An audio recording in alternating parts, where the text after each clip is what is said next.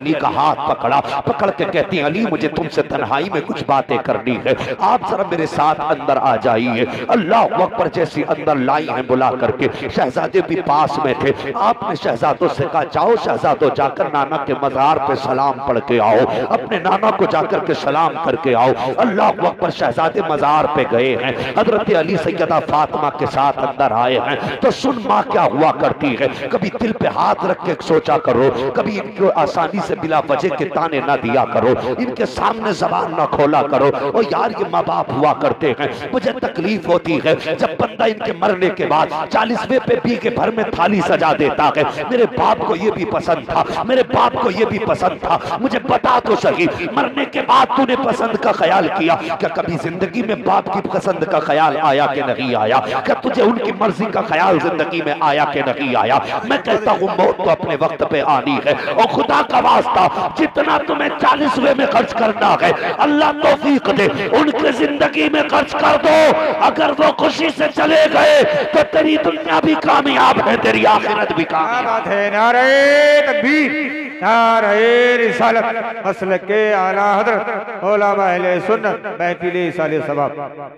आज 40 को खिलाऊंगा, आज 50 को खिलाऊंगा। मौलाना आना, गर्म रोटी मिलेगी। आज मौलवी को गर्म रोटी क्यों खिला रहा है? ताकि तेरे बाप को सुकून मिले। और मुझे बता, जब जिंदगी में बाप ने गर्म रोटी मांगी थी तब तेरी बीवी ने क्या जवाब दिया था? ये तब भी तो तेरा बाप था। जब इसने कहा था बेटे मुझसे पतली रोटी नहीं कटती, तब तूने इस बाप के लिए क्या किया था? जब इसने कहा था बेटे अब मेरी खुराक 5 रोटी नहीं, अगर 1 रोटी मिल जाए मगर ताजा मिल जाए तो शायद कुछ दिन और जी जाऊं, तो तूने क्या जवाब दिया था? तूने कहा था मरना तो आज मरो, जो तुम्हें जवानी में शौक पूरे ना हुए बुढ़ापे में पूरे करोगे। खुदा की कसम अगर आज भी जवानी जैसे दांत होते ये तुझसे गर्म रोटी ना मांगता। इसने तो पूरी जिंदगी तुझसे अपनी खिदमत का अजर मांगा ही नहीं। कभी तुझसे कीमत मांगी हो तो मुझे बता, कभी तुझसे अपनी मेहनत के लुकमों का बदला मांगा हो तो मुझे भी बताना। खुदा की कसम ये कब्र तक चले जाते हैं, कभी अपनी मेहनतों का अजर नहीं मांगा करते। है कोई इतने बड़े मजमे में कोई बता दे कि मैंने बाप की मेहनत का अजर दिया? और यार मेहनत उसने पूरी जिंदगी की, तू तो उस रात की कीमत नहीं दे सकता जिस रात तेरा बाप सर्दी में बगल में हाथ दबा के आधी रात में जाके मंडी में खड़ा हुआ था और सिर्फ इसलिए कि तेरा शौक पूरा करना था। खुदा की कसम अगर अपने पेट की बात होती तो आधी रोटी से भर लेता, जाके आधी रात में मजदूरों की मंडी में खड़ा नहीं होता। बेशक बेशक हकीकत। सोचा करो कभी इनके बारे में, कितनी आसानी से रिश्ते अलग कर देते हो। आज हमें खिला रहे हो गर्म खाने, काश जिंदगी में जीते जी बाप को भी खिला दिए होते। जवानों ये अनमोल बेकीमत दौलत है अल्लाह की तरफ से हमें जो मिली है। उनसे पूछो, आज भाई जाकिर से पूछो, मैं बहुत दूर नहीं जाऊंगा, इनसे पूछो बाप के बगैर जिंदगी कैसी गुजर रही है। बेशक आज हर दुख में बाप की याद आती होगी, हर सुख में बाप की याद आती होगी। ओ यार सुनो, सुख भी बाप के बगैर अधूरे हैं, दुख भी बाप के बगैर ये गैर मुतसलसल होते हैं। भाई आज ये है, इनकी कदर कर लो, इनकी इज्जत कर लो। अपने घर में ऐलान कर दो और बच्चों से कह दो सुन घर में रोटी बने तो पहली रोटी बाप खाएंगे, बाकी रोटी बाद में बाकी लोग खाएंगे। ये नियम बनाओ अपने घरों के। और अगर दिल ना करे पड़ोसी से पूछना मेरे अब्बा ने मेरे लिए क्या किया, वो तुझे बताएगा। और तू जब घर में नहीं होता था, तेरे बाप के हाथ में थैला होता था, वो थैला नहीं रखता था और वो पूछता था मेरा बेटा नजर नहीं आ रहा है। जब तू दौड़ के आता था तेरा माथा चूमता था, बाप की थकन उतर जाती थी। ये बाप था। और जो तेरा माथा चूम के थकन उतारता था, आज तू बता क्या तूने बाप के कदमों में बैठ के थकन उतारी? मुझे बताइए, तकरीर नहीं है, ये हर घर की बात है। दिल के पपोले जल उठे सीने के दाग से, इस घर को आग लग गई घर के चिराग से। यार घर की कहानी है यार। आज सेहत कर लो जवानों, जितने जलसे में आए हो अपनी जिंदगी में अगर पहला रुपया भी कमाएंगे तो बाप की गोद में रखेंगे। वो बेटे खुश नसीब हैं जिनकी कमाई बाप के काम आती है। उससे बड़ा कम नसीब नहीं जिसके पास पैसा भी हो, बाप भी हो, लेकिन बाप के लिए पाबंदी लगी हो। और मजा तो तब है कमाई तेरी हो, खर्चे में बाप हाथ बाप का लगे। फिर देख जिंदगी में कितनी बहारें आती हैं। तुम्हें क्या लगता है किसी मर्सिडीज में बैठोगे तब सुकून मिलेगा?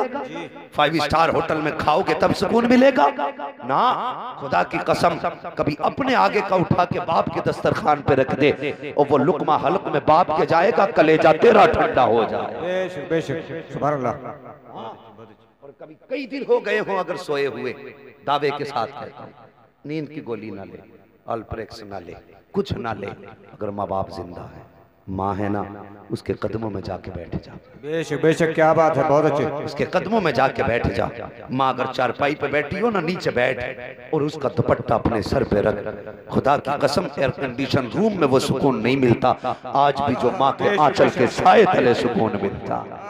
बेशक बेशक, ये वो तुम्हें जगहें बता रहा हूँ जहां थक के हार जाओ तो कभी यहाँ आके बैठना, खुदा की कसम बरसों की थकन मिनटों में उतार दी जाए। बेशक बेशक बेशक। हाँ आज मगर वो कौन जो टीवी पर ऐड देखती हो दवा के, वो कहाँ जाएगी माँ के कदमों में? ये सबक तो मुस्तफा की झोली से मिलेगा ना। बेशक बेशक, ये सबक तो हुजूर के कदमों से मिलेगा। अल्लाह अकबर। हुजूर फरमाते हैं, सहाबा मैंने जो दिन माँ के साथ मदीना शरीफ में गुजारे थे आज भी वो याद आते हैं। अल्लाह अकबर। हुजूर फरमाया करते थे आज भी वो दिन याद आते हैं जो मैंने माँ के साथ मदीना शरीफ में गुजारे हैं। और एक जुमला कह के तो हुजूर अक्सर रो देते थे, अक्सर रोते थे। सुन वो जुमला क्या था? मेरे आका फरमाते, मुझे याद है जब मैं छोटा था माँ के पास गया था, कहते मैं माँ की करवट में लेटा होता, माँ का बाजू होता, मेरा सर होता। हुजूर फरमाते माँ मुझे अपने बाजू पे सर रख के लेटाती और यूं चेहरे पे कपड़ा डालती। हुजूर फरमाते मेरी माँ रोने लग जाती थी। और जानते क्यों रोती थी?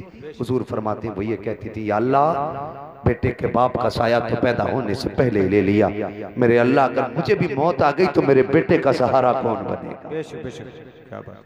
और यार ये माएँ होती हैं। हुजूर फरमाते मेरी माँ ये कह के रो दिया करती थी, मुझे बता तो सही अगर माँ को औलाद से इतना प्यार है तो औलाद को माँ से कितना प्यार होना चाहिए। और यार बिस्तरों में लेटो, तुम्हारी मर्जी है, आ रहा है सर्दी का मौसम, जाओ अगर गलत कहता हूँ तो 4 गाँव का सर्वे कर लेना। 4 गाँव के सर्वे न कर सको तो अपने गाँव का सर्वे कर लेना।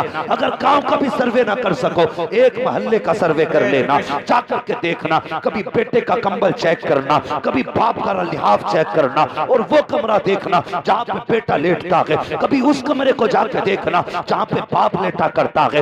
ये जवान बाप को ऐसी जगह लेटा देता है जहाँ पे हवाएं छत के आती हैं और खुद ऐसी जगह सर्दी में बंद होता है जहाँ पर गैस निकलने की जगह तक नहीं होती है, ऑक्सीजन तक नहीं आती है, कार्बन डाइऑक्साइड बाहर नहीं जा सकती। और यार हम ऐसी जगह बंद हो गए, बाप को हमने चौराहे पर डाल दिया। और कभी इसका कंबल देख, ऐसा कंबल होगा कि जवानी में पसीना आ जाए। और कभी बाप का लिहाफ उठा के देख लेना, इतनी जगह से रूई टूटी मिलेगी कि देखो तो ऐसा लगता है जैसे दिन में बादल होने लग गए हो। और मुझे पता तो सही गरमाई की बाप को ज्यादा जरूरत थी, सेफ्टी को बाप की ज्यादा जरूरत थी और तू तो बंद हो गया।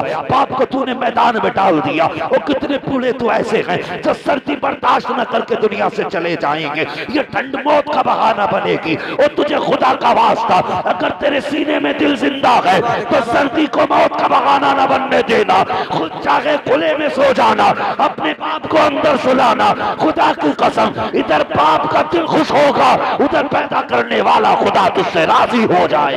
नारे तकबीर, नारे रिसालत, मसलके आला हजरत फैजाने हुजूर ताजो शरिया।